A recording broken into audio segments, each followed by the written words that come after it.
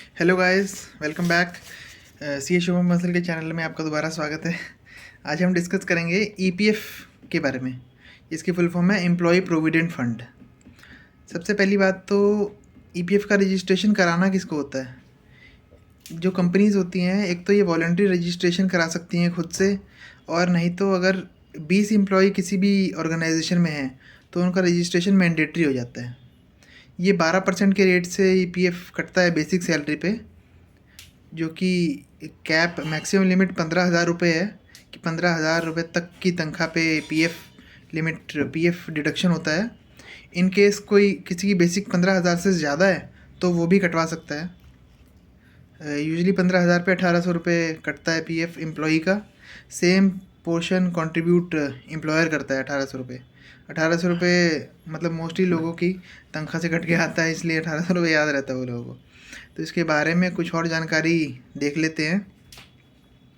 Basic plus DA पे कटता है ये 12%, और मिनिमम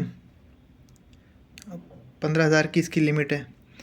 एक बात ये है कि अगर किसी की बेसिक पे अगर 15,000 से ज़्यादा है, लेट सपोज 1,00,000 रुपये भी है, तो भी वो 12% अपने एम्प्लॉयर को कह के कटवा सकता है। तो उसके 1,00,000 पे 12,000 रुपये तक भी वो एक महीने में कटवा सकता है।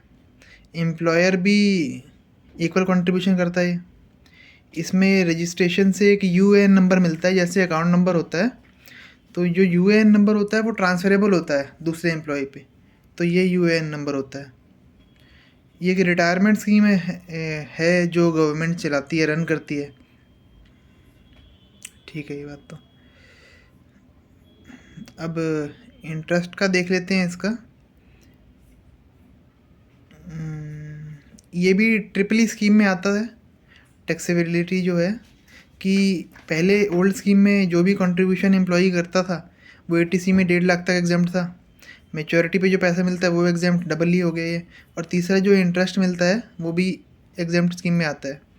अब कंट्रीब्यूशन पे देखते हैं कि एम्प्लॉई की कंट्रीब्यूशन पे तो कोई लिमिट है नहीं अभी तक तो कोई लिमिट एम्प्लॉई पे है नहीं। पर जो 2.5 लाख से ऊपर जो टैक्सेशन के हिसाब से आया है, 2.5 लाख से ऊपर अगर कोई एम्प्लॉई कंट्रीब्यूट करता है तो जो उस पर इंटरेस्ट मिलेगा वो टैक्सेबल हो जाएगा। ऐसा ही एम्प्लॉयर के केस में भी एक लिमिट अभी आई है कि 7.5 लाख रुपए तक ही एम्प्लॉयर डाल सकता है ईपीएफ और एनपीएस के टोटल करके। उसके ऊपर जो भी पैसा जाएगा तो वो टैक्सेबल रहेगा, और उस पर इंटरेस्ट भी टैक्सेबल रहेगा। तो एज़ पर करंट रेट जो इंटरेस्ट रेट इस पर मिलता है वो 8.5% है, और जो पीपीएफ में 7.1% था, और इसका भी इंटरेस्ट एग्जेम्प्ट है। मेच्योरिटी पे पैसा जो इसका है वो एग्जेम्प्ट तभी होगा इन केस ऑफ रिटायरमेंट हो गया तब एग्जेम्प्ट है, या फिर 5 साल से ज़्यादा कंटिन्यूस सर्विस, मतलब कि एक ही कंपनी में सर्विस 5 साल से ज़्यादा है तो इस पर मेच्योरिटी पे एग्जेम्प्ट है और इंटरेस्ट पे एग्जेम्प्ट मिलेगा। और प्री मैच्योर विड्रॉल कर सकते हैं। इसमें कुछ कंडीशंस हैं कि जैसे कुछ रेजिग्नेशन हो गया, काफ़ी दिनों से जॉब में मतलब गैप है 1-2 महीने से ज़्यादा, इलनेस हो गई, कुछ रेजिग्नेशन, और कुछ छोटी मोटी लिमिट्स हैं। ये है।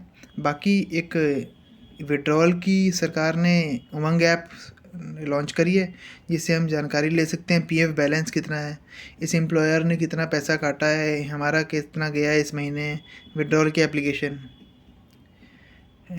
That's all for today, guys. Please like, share and subscribe for the video, and in case of any query please comment. Thank you.